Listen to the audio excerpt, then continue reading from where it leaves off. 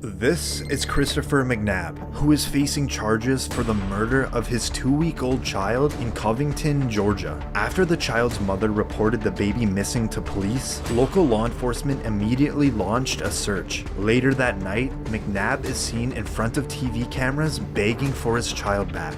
I want my kid back, man. That's my child, man. I want my kid, man. The next day, the child's body was found in a nearby wooded area. The cause of death was blunt force trauma to the head, which was later ruled a homicide. McNabb was arrested and charged with the murder of his own 2-week-old baby. After he was found guilty, we now move on to the sentencing. McNabb can then be heard claiming his innocence. I'm innocent. I didn't do it. I've maintained that the whole time. I would never do this. That's all I got to say. I would never do it. I'm innocent. And now the judge lets McNabb unknowingly choose his own sentence. You claim you're innocent, so you tell me what sentence the man or woman that you claim did this should receive. If you ever find out who did them, they deserve to be under the jail. Okay, so they ought to get the maximum sentence. Most definitely. Okay. On the crime of malice murder, I sentence you to life in confinement without parole. On concealing the death of another, I sentence you to... After McNabb was handed down the max sentence, he was moved to Hays State Prison in Tryon, Georgia, where he is serving his life sentence. This is Franklin Williams, who is convicted of multiple felonies, including armed robberies and fleeing police in Cleveland, Ohio. Again, I'm going to interrupt. Mr. Williams, listen to me. I'm going to gag you in 1 second. Williams conducted 3 armed robberies before leading police on a high-speed chase. He was later arrested and convicted. Now, at his sentencing, Williams would not stop talking, despite more than a dozen warnings from the judge. That means zip it right now. Does that make sense? No, it doesn't. That's a violation of the HIPPO law, Judge. Here we go. This resulted in the judge ordering Williams' mouth to be taped shut. If you spit on, attempt to bite, or injure any of my deputies, you're going to have a bad day. That's what it is. At a following court appearance, Williams has something to share with the judge and cameras. Freedom of speech, no duct tape. With the hashtag. Aside from all the interruptions, the judge can hand down Williams' sentence. You face the potential maximum consecutive sentence of 134 years. I ordered a 24-year sentence. After Williams received a 24-year prison sentence, the judge later apologized for the duct tape and threw out that sentence. He then appointed a new judge, where she sentenced him to 33 years behind bars. This is Camia Gamet, who is charged with the murder of her boyfriend in Jackson, Mississippi. Reportedly, the attack happened during an argument between the two individuals and ended with the boyfriend being violently stabbed to death. Gamet was arrested on first-degree murder charges. In court, Gamet would claim her murder was in self-defense and her boyfriend was attacking her. But in the end, she was found guilty of murder. The way I was portrayed, mostly everything was lies. There was a little bit of truth, but mostly I was convicted off of lies. We now move into the sentencing, where Gamet reportedly kept interrupting the judge. You're gonna shut your mouth or I'm gonna have some duct tape put on it. With Gamet showing no remorse, the judge had some final words. You stabbed, you stabbed, you stabbed, you stabbed until he was dead. I agree with the family. I hope you die in prison as well. You know, if this was a death penalty state, you'd be getting the chair. In the end, Gamet was sentenced to life in prison without the possibility of parole. This is Kimberly Kessar, who is charged with the murder of her coworker in Nassau County, Florida.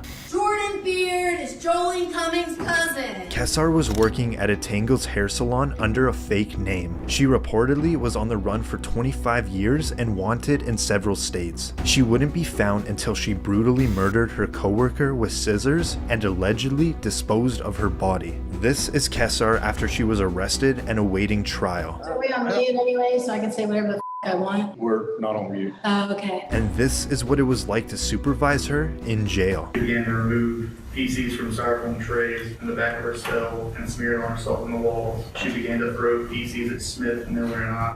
Now, in the trial, she had to go to a separate room due to her outbursts. I refuse it. I have refused it. I refuse the public defender's office. They appointed Jolene Cummings' cousin as my public defender. What, you don't want the public to know that? And she continuously made false claims about her former public defender. Jordan Beard is Jolene She was later found guilty of first-degree murder and was sentenced to life in prison without parole. This is Kyandria Cook, who was found guilty of carjacking charges in Volusia County, Florida. 18-year-old Cook and her then 17-year-old boyfriend had used a dating app to set up a carjacking, where the boyfriend reportedly shot the victim, leaving him seriously injured. After fleeing the scene and being on the run, the pair attempted another carjacking just 2 days later, but they were arrested. Now in court, Cook stands in front of the judge for her involvement in the theft and shooting. Keeps you guilty of all 3 charges, sentence you to 20 years in state prison. That is Cook's mother that can be heard crying.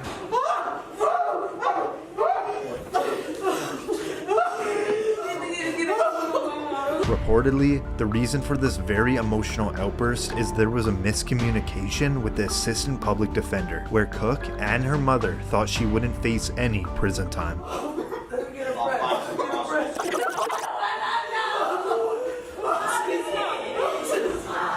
Cook's sentence was later reduced to 11 years in prison. This is Jacob Morgan, who at 17 years old was found guilty of setting a house fire that killed a family member in Rock Hills, South Carolina. Morgan was left alone to look after his 14-month-old stepbrother, and reportedly, prosecutors said Morgan intentionally set the fire that killed his family member. In court, Morgan is at a probable cause hearing. Listen as the judge speaks. So therefore, I am going to find that there is probable cause to charge the individual General Sessions Court for late charge.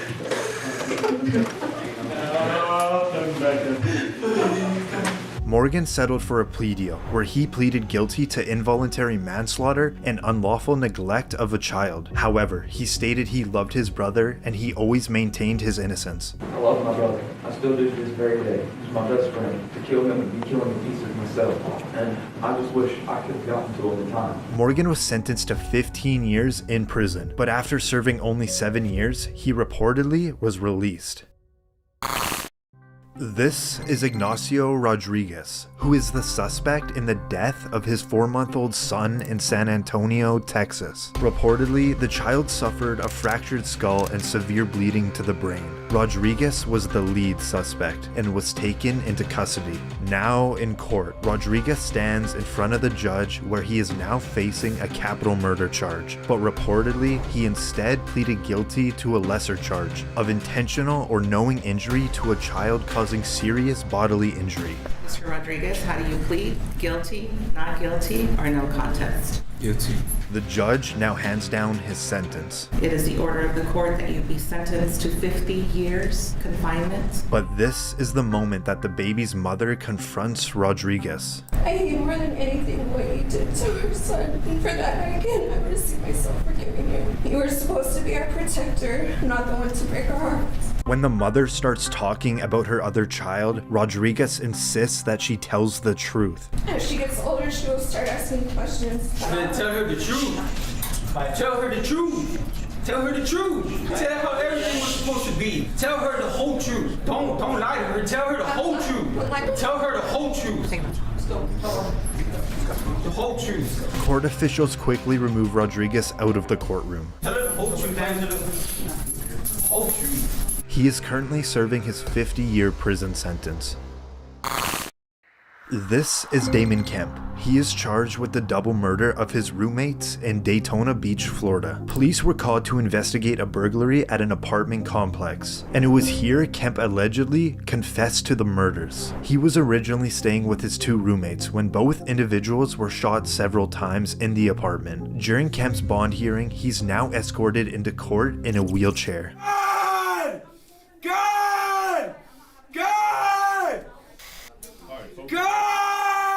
The judge tries to get Kemp's attention, but he's completely ignored. Mr. Kemp? God! Damon Kemp, I'm going to conduct your first appearance. God! For the victim's family, it got so tough they had to walk out. Kemp is currently in the Volusia County Jail awaiting his trial.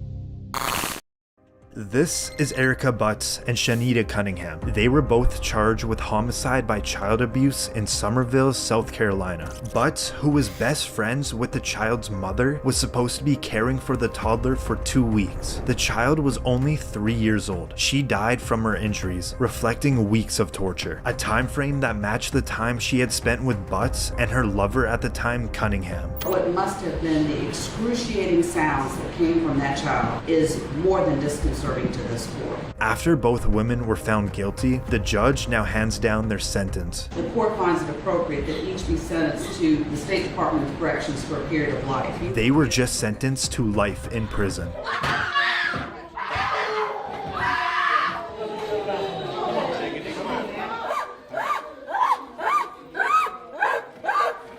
Butts and Cunningham are reportedly at separate prisons serving their life sentences. This is Anthony Kirkland, who is a convicted serial killer in Cincinnati, Ohio. They say I am evil and a monster. They're right. Even my mom hated me, but I don't blame her. Kirkland had previously served a 16-year prison sentence for the killing of his ex-girlfriend. A few years after his release, Kirkland begun his killing spree. Over a 3-year period, he killed 4 women, 2 of them being teenagers. Kirkland was arrested after his 4th murder, as he was caught with one of the victim's watch and iPod, which made him a lead suspect. Eventually, police were able to pin all the murders to Kirkland. Now in court, as the charges are being read out, Kirkland is facing the death penalty, and next, he appears to faint. Count 4, aggravated murder. Kirkland was later found guilty on all charges and sentenced to death. He is currently on death row awaiting his execution at the Chillicothe Correctional Facility.